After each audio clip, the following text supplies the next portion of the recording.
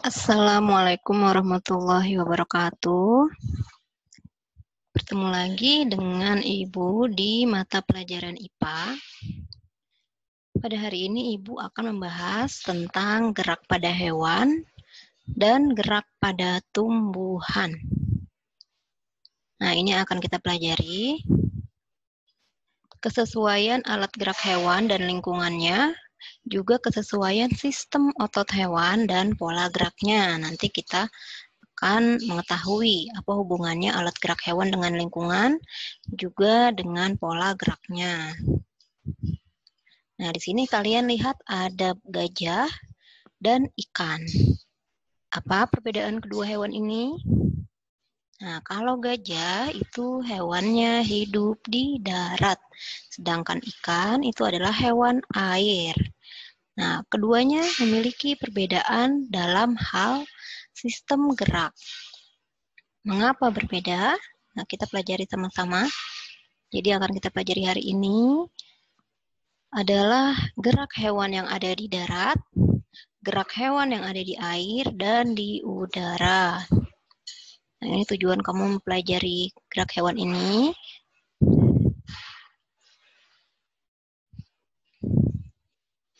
Nah, gerak hewan di air.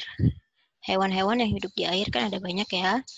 Ada ikan, banyak sekali ikan-ikan, penyu, ada yang hidup di air juga, dan lain-lain. Nah, gerak pada hewan itu dipengaruhi oleh kerapatan air yang besar. Kerapatan air yang besar, semakin rapat airnya, maka gerak hewan itu semakin mudah. Lalu ada gaya angkat air yang besar. Nah, ada gaya angkat airnya, semakin besar gayanya, maka pergerakan hewan semakin cepat. Lalu ada massa jenis hewannya kecil, tergantung massa jenisnya. Semakin massa jenis hewan itu kecil, maka pergerakannya semakin cepat. Kalau massa jenis hewannya besar, maka biasanya jalannya tidak terlalu cepat. Dan juga dipengaruhi oleh bentuk tubuh ikan. Jadi bentuknya semakin besar, ya berjalannya atau cara geraknya juga berbeda ya. Nah, di sini ada fungsi-fungsi bagian tubuh ikan. Yang pertama ada yang namanya gelembung renang. Gelembung renang itu untuk mengatur gerakan naik dan turunnya ikan. Jadi ikannya itu bisa naik juga turun, nggak hanya lurus. Lalu ada otot dan tulang belakang. Nah, bukan hanya pada manusia, pada hewan pun, terutama ikan, ini juga punya otot dan tulang belakang. Sehingga ikan itu disebutnya kan hewan avertebrata yang masuknya ke kelas Pisces. Jadi dia punya otot dan tulang belakang untuk mendorong ekornya sehingga ikannya bisa berjalan maju ke depan. Lalu ada sirip. Ada sirip pasangan. Sirip pasangan itu yang ada di samping, kanan kiri, dan ada sirip yang di tengah. Yang di atasnya ikan, di punggungnya ikan, itu untuk ikan di terumbu karang bisa bergerak dengan cepat karena ada sirip ini. Lalu ada gerak tubuh dan sirip ekor. Nah, sirip ekor itu digunakan untuk menghasilkan gaya dorong ke depan. Jadi dengan bantuan otot dan tulang belakang, dengan sirip ekor yang ada di belakangnya, itu menghasilkan gaya dorong ikan ke depan. Nah, kalau tadi gerak hewan di air, sekarang gerak hewan di udara. Hewan yang ada di udara itu kan bisa terbang ya. Nah, kenapa dia bisa terbang? Karena ada gaya angkat yang besar, sehingga hewan-hewan tersebut memiliki memiliki kemampuan untuk terbang. Lalu kalau hewan-hewan yang bisa terbang itu seperti burung, kupu-kupu, capung, selain memiliki sayap, hewan itu juga memiliki kerangka yang ringan. Tubuhnya lebih ringan sehingga bisa terbang. Lalu ada tulang dada yang kuat dan otot yang kuat. Itulah faktor-faktor yang mempengaruhi hewan agar bisa bergerak di udara. Contohnya hewan-hewan yang tadi Ibu sebutkan ya. Nah, kalau hewan di darat itu dipengaruhi oleh otot yang kuat juga, tulang yang kuat, juga kaki, punya kaki sehingga dia bisa berdiri atau berjalan di darat. Nah, coba lihat. Berbeda dengan ikan dan hewan yang hidup di dalam air, ini ada nyamuk ya. Nyamuk biasanya kan suka berdiri di atas air ya. Nah, nyamuk ini seolah-olah berdiri di atas air karena memanfaatkan prinsip tegangan permukaan air. Nah, tegangan permukaan itu merupakan peristiwa yang diakibatkan adanya gaya kohesi antar molekul-molekul air, sehingga nyamuk, ganggang juga memanfaatkan tegangan ini biar dia bisa bergerak di permukaan air. Nah, kamu tahu nggak kalau manusia dan hewan itu dapat bergerak karena mereka dapat energi. Jadi kalau tetap aja ya harus butuh energi juga. Dari mana energinya? Energi yang paling banyak itu dari mengkonsumsi tumbuh-tumbuhan. Akan tetapi bagaimana dengan tumbuhan? Nah, ini dari mana? Tumbuhan ini dapat energi untuk bergerak. Sedangkan dia punya tugas untuk memberikan energi kepada manusia dan hewan. Nah, berbeda dengan hewan, tumbuhan memiliki proses, yaitu namanya proses fotosintesis. Waktu kelas 7 Ibu pernah bahas ya, proses fotosintesis itu adalah proses yang terjadi pada tumbuhan, alga, dan beberapa jenis bakteri yang memiliki klorofil. Pokoknya hewan-hewan yang memiliki klorofil, dia mempunyai kemampuan untuk berfotosintesis. Kemampuan apa itu? Fotosintesis itu dia menggunakan cahaya matahari, karbon dioksida, air untuk menghasilkan karbohidrat dan oksigen, ya. Kan karbohidrat dan oksigen itu kan dibutuhkan oleh manusia dan hewan. Sedangkan karbohidratnya dibutuhkan juga oleh manusia dan hewan untuk menghasilkan energi. Nah, klorofil itu adalah molekul organik yang mengandung magnesium untuk menangkap energi dari cahaya matahari atau yang kita sebut dengan zat hijau daun. Nah, ini adalah persamaan reaksi fotosintesisnya. Ada 6 CO2. 6 CO2 itu adalah karbon dioksida. Karbon dioksida ini didapatkan dari proses pernafasan manusia dan hewan. Kita kan bernafas mengeluarkan karbon dioksida. Nah, yang kita keluarkan itu, karbon dioksidanya nanti akan diambil oleh tumbuhan untuk proses fotosintesis. Ditambah dengan 6H2O. 6H2O ini air. Airnya diambil dari mana? Diambil dari akar. Dari akar menuju ke daun. Lalu dengan bantuan cahaya matahari dan klorofil, terbentuklah hasil fotosintesis. Apa itu hasilnya? Hasilnya adalah C6H12O6, disebut juga dengan glukosa atau karbohidrat, atau zat tepung yang bisa menghasilkan energi bagi manusia dan hewan, ditambah 6O2. O2 itu adalah gas oksigen. Nah, jadi hasil dari fotosintesis ini, keduanya sangat dibutuhkan oleh manusia dan hewan. Nah, untuk tugas sistem gerak pada hewan, nah ini tugasnya. Tugasnya dari kelima gambar ini ada gambar gajah, kerbau, kuda, kijang, dan macan. Ini masing-masing memiliki kecepatan. Kamu bisa lihat di sini masing-masing kecepatannya. Nah, kamu cari berdasarkan tabel ini, hewan mana yang memiliki kecepatan gerak paling besar? Yang kedua, mengapa hewan tersebut memiliki kecepatan gerak yang berbeda-beda? Coba kamu analisis sendiri dengan bahasa sendiri ya, nggak usah sama dengan temannya yang lain. Dan kamu ambil kesimpulan dari analisis data ini yang kamu tadi sebutkan di nomor 2. Nah, kerjakannya ditulis di buku tulis. Seperti biasa ya, difoto. Habis itu dikirimkan ke grup. Nah, Ibu kasih waktu untuk screenshot dulu. Di screenshot biar lebih mudah mengerjakannya. Sudah ya? Nah, ini sistem gerak pada hewan. Nanti ada lagi ya, tugasnya ada 2. Yang kedua yang akan kita bahas adalah gerak pada tumbuhan.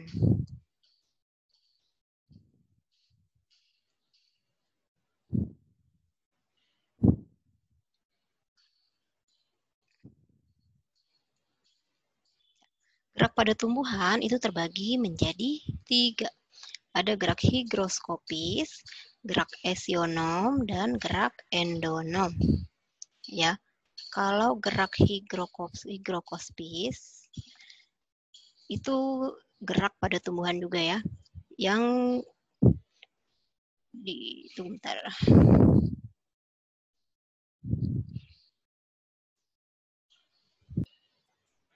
Nah, kalau gerak higroskopis itu adalah gerak pada tumbuhan akibat adanya perubahan kadar air dalam sel tumbuhan.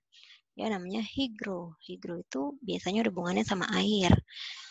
Sehingga menyebabkan penyusutan yang tidak merata pada bagian sel tumbuhan. Contohnya itu misalnya membukanya kotak-kotak sporangium pada tumbuhan paku. Kan paku itu dia memiliki kotak-kotak sporangium yang isinya terdapat spora. Juga contoh lainnya yaitu pecahnya buah polong-polongan yang sudah kering. Biasanya kalau ada terpengaruh oleh kadar air, dia bisa bergerak seperti yang tadi, tumbuhan paku dan pecahnya buah polong-polongan yang sudah kering.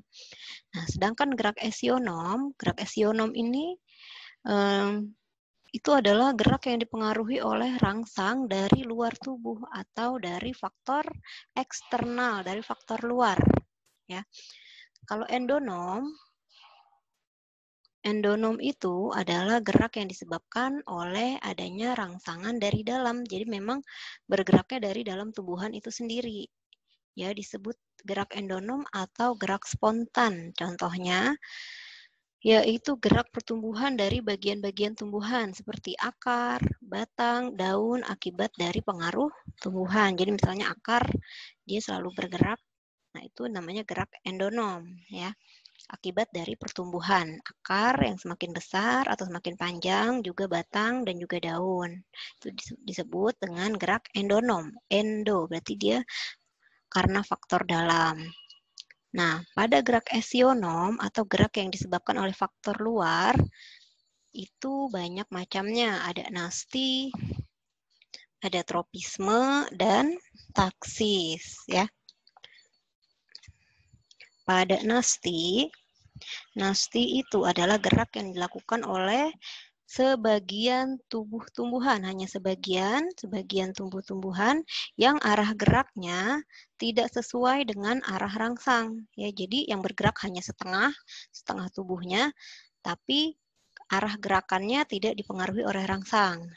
Contoh, misalnya adalah tigmonasti. Tigmonasti itu gerakan pada nasti, gerakan tumbuhan yang hanya bergerak sebagian, tapi bergeraknya itu tidak ke arah sentuhan. Tigmonasti itu karena rangsang sentuhan.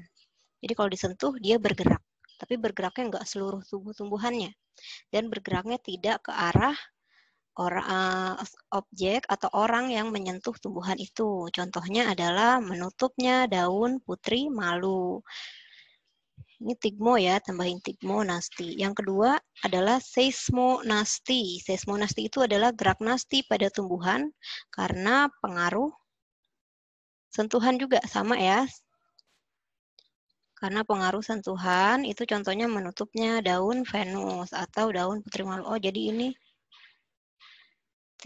seismonasti juga ya yang menutupnya daun putri malu. Jadi bergeraknya itu hanya sebagian tapi tidak mengarah ke arah rangsangan sentuhan itu. Nah, yang ketiga adalah niktinasti. Niktinasti adalah gerak nasti pada tumbuhan karena suasana yang gelap. Jadi rangsangannya adalah rangsangan gelap. Kalau udah gelap dia akan bergerak. Contohnya adalah menutupnya daun majemuk karena sudah malam. Jadi kalau udah malam nggak ada matahari, dia langsung menutup daunnya. Bukan berarti dia layu, tapi memang dia hanya menutup pada saat malam hari. Ini karena ada niktinasti, gerak tumbuhan yang hanya sebagian dan disebabkan oleh adanya rangsangan malam atau tidak adanya cahaya. Yang keempat, fotonasti. Fotonasti itu adalah gerak nasti pada tumbuhan karena adanya rangsang cahaya matahari. Ya, contohnya adalah mekarnya bunga pukul 4. Jadi ada jenis bunga yang hanya mekar kalau dia sudah pukul 4 sore. Sampai kira-kira malam hari dia menutup lagi. Namanya fotonasti. Jadi bergeraknya hanya sebagian tumbuh-tumbuhannya, tapi tidak mengarah ke arah matahari yang sudah pukul 4. Jadi ya udah mekar aja di mana ke arah mana saja. Itu namanya fotonasti. Yang kelima adalah nasti kompleks. Nah, nasti kompleks ini karena berbagai macam faktor ya.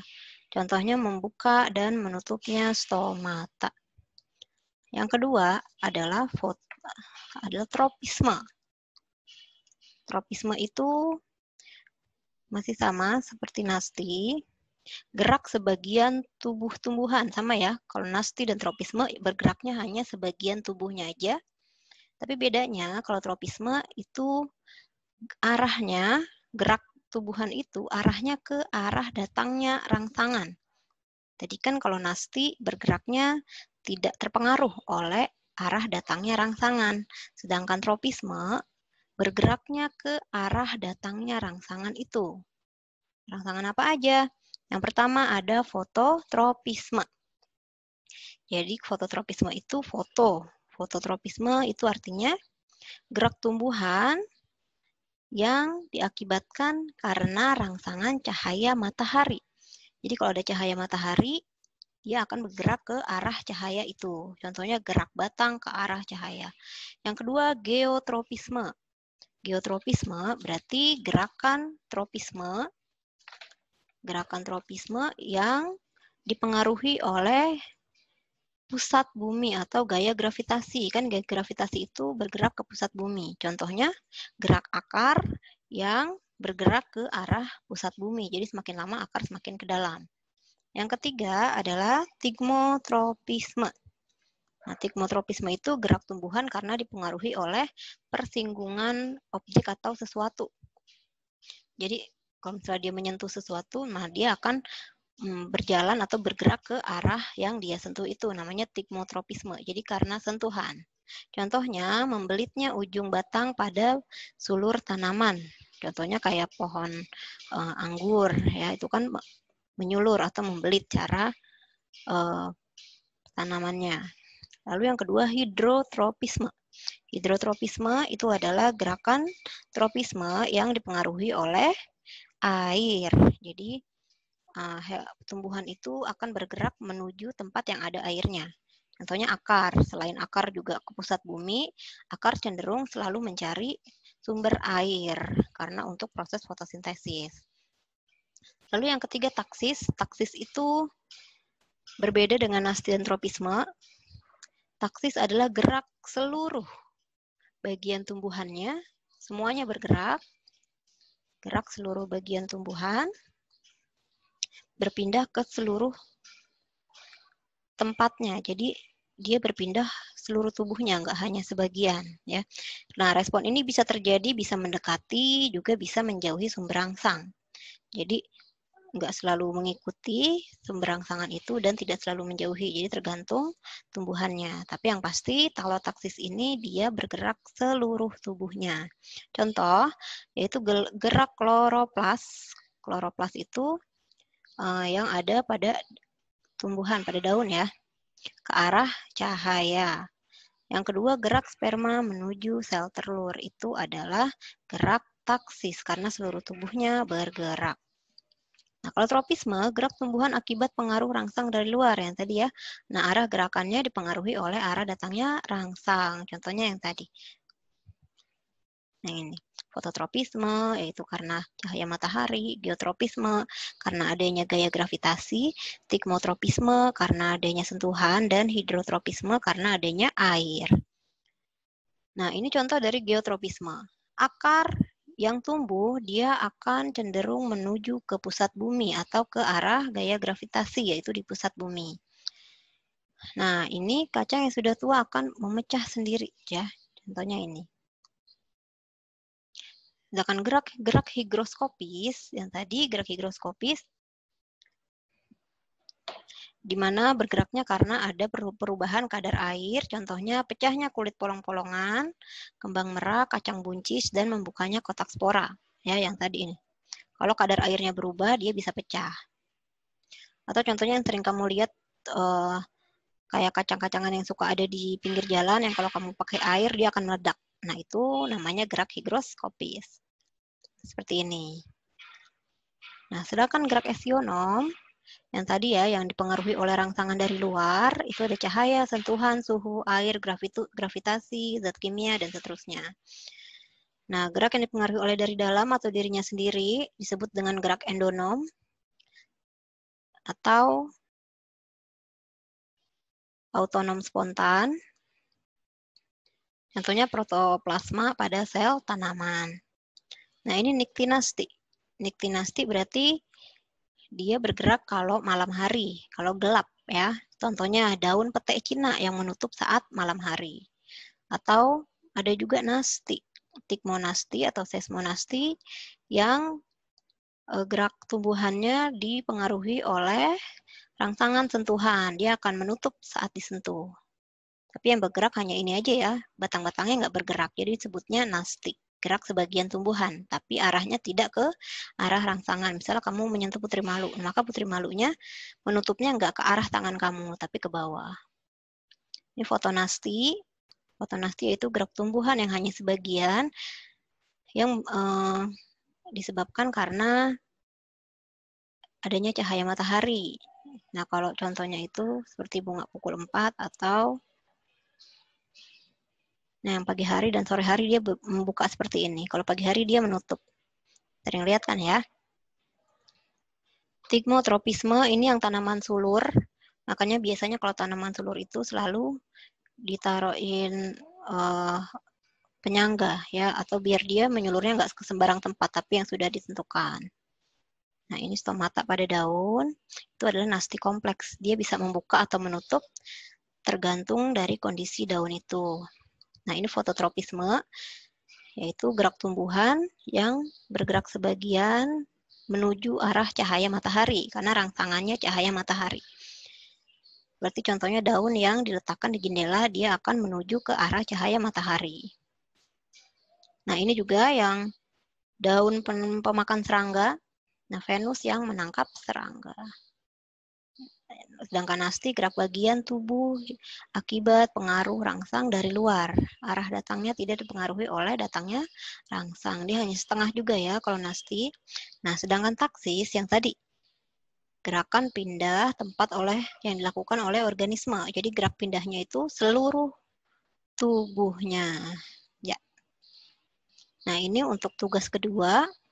Tugas dua gerak tumbuhan. Nah, silakan kamu screenshot. Setelah itu dikerjakan. Jadi tugasnya ada 2 ya. Yang pertama adalah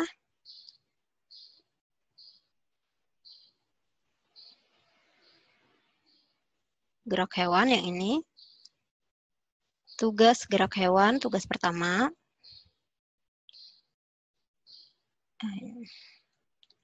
Nah, tugas kedua adalah ini.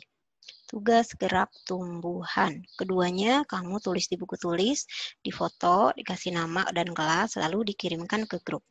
Terima kasih. Cukup sekian dari Ibu ya. Wassalamualaikum warahmatullahi wabarakatuh.